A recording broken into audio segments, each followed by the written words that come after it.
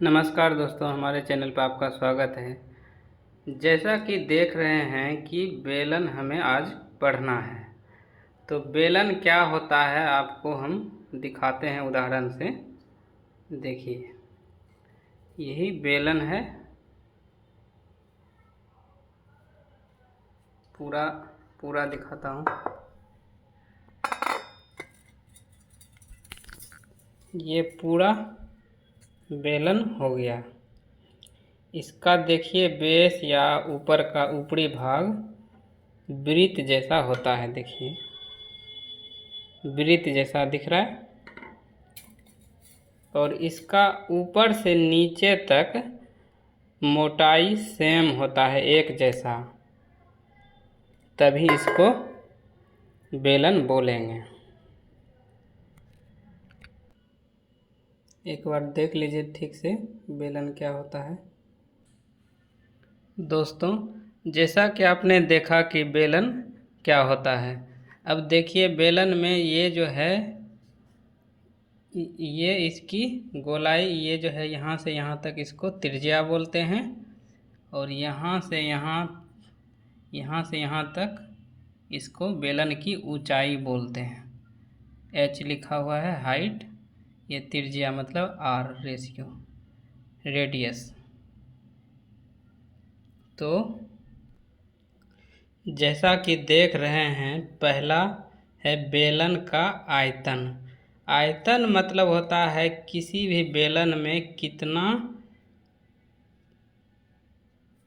कितना पानी आएगा, उसको आयतन कहते हैं। जैसे इसमें कितना पानी आ सकता है या कितना पानी इसमें रख सकते हैं, उसको आयतन बोलते हैं। जबकि क्षेत्रफल में अंतर होता है, आयतन में और क्षेत्रफल में अंतर होता है। क्षेत्रफल क्या होता है कि इसका बाहरी पृष्ठ जितना है, इसको भी लेके बाहरी पृष्ठ, तो इसको बोलते हैं क्षेत्रफल। इसका बाहरी जो ये दिख रहा है, इसका बाहरी जितना भी है उसको बोलते हैं क्षेत्रफल। जबकि आयतन बोलते हैं जितना इसमें पानी अटेगा उतना ही वो आयतन हो गया। तो आपने समझा कि आयतन और क्षेत्रफल में क्या होता है, आयतन और क्षेत्रफल में क्या अंतर होता है, ये अब सीख गए। अब देखिए कि आयतन का फॉर्मूला कैसे बनता है। जैसा कि नीचे देख रहे हैं कि वृत्त का क्षेत्रफल बराबर होता है पाई आर स्क्वायर। यहाँ है ये वृत्त, इसका क्षेत्रफल पाई आर स्क्वायर होता है। तो आप देख रहे होंगे कि बेलन में भी ये वृत्त जैसा बनता है, ऊपर और नीचे दोनों जगह।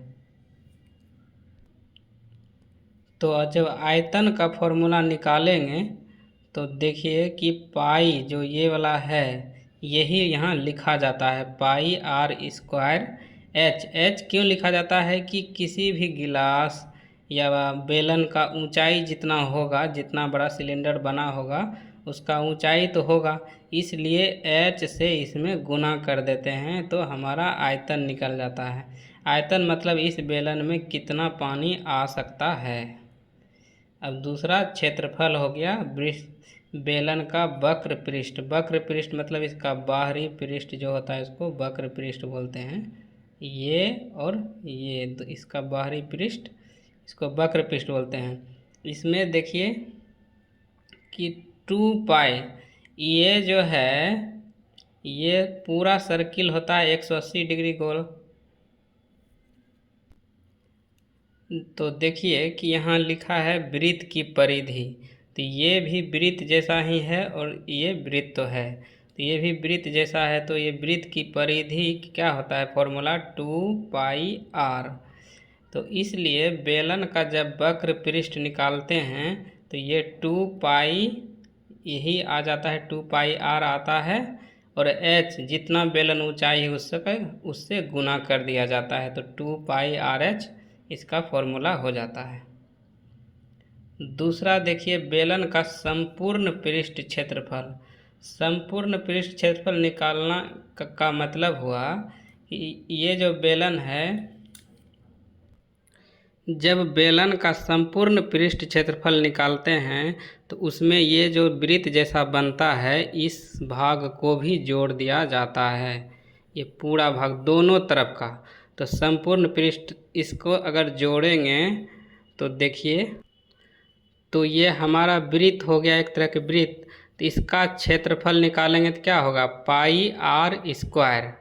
तो ये दोनों तरफ होगा, अगर बेलन है तो दोनों तरफ होगा सेम ऐसा ही। तो इसलिए लिखा जाता है, इसलिए यहाँ देखिए लिखा हुआ है 2 पाई आर स्क्वायर। बेलन के दोनों तरफ जो अभी दिखाएं आपको, तो बेलन के दोनों तरफ के वृत्त जैसा जो होता है उसको जोड़ के 1 + 1 जोड़ के 2 पाई आर स्क्वायर जोड़ते हैं संपूर्ण पृष्ठ में। और ये साइड का, ये जो है ये सिर्फ साइड का होता है, ये जो देख रहे हैं ये साइड जितना भी ऊंचाई है ये उसको साइड का ये होता है 2 पाई आर एच।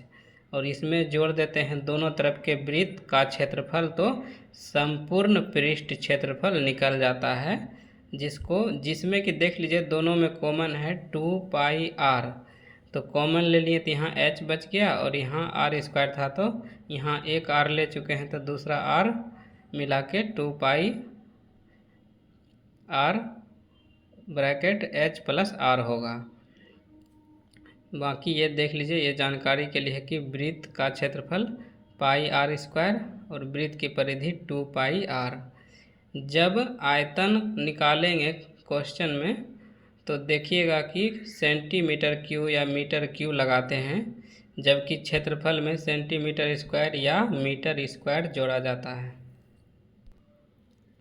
मतलब गुना रहता है, गुना के रूप में रहता है। अगर किसी बेलन का आयतन निकल गया 47 सेंटीमीटर क्यू लिख देंगे उसमें 47 सेंटीमीटर क्यू।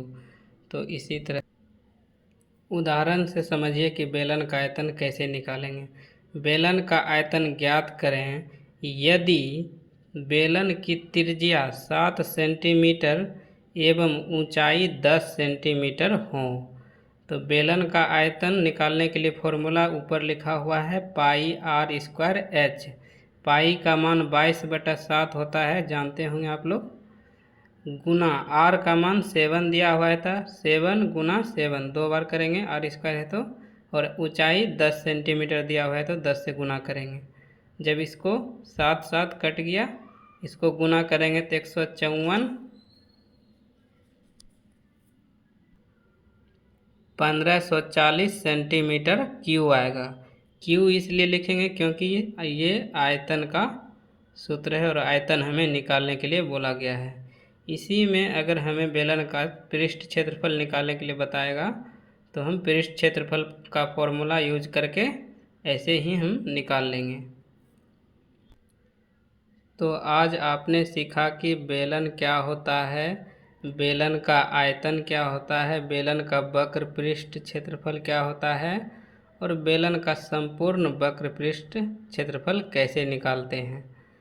और इसमें बेलन में ये सर्किल जो है यानी वृत्त आता है और इसके सहयोग से ही बेलन बनता है। तो इसलिए बेलन का सूत्र में वृत्त का क्षेत्रफल या 2 पाई आर जो वृत्त की परिधि है इसको जोड़ करके ये गुना करके यहाँ पर बनता है फॉर्मूला। कभी कभी प्रश्न में बेलन का आयतन ही दे दिया जाता है, यानी 1540 सेंटीमीटर दे दिया जाएगा और त्रिज्या भी दे दिया जाएगा कि 7 सेंटीमीटर है। तो आपको बोलेगा कि ऊंचाई निकालिए, तो ऊंचाई आराम से निकल जाएगा। आयतन के सामने में 1540 रखेंगे, फिर यहाँ 22/7 लिखेंगे, आर का मान 7 × 7 लिखेंगे, एच हमें नहीं मालूम रहेगा तो एच लिख देंगे। बस ऐसे ही आपको एच का मान निकल जाएगा। कोई भी सवाल हो बेलन से रिलेटेड इससे आराम से बना सकते हैं।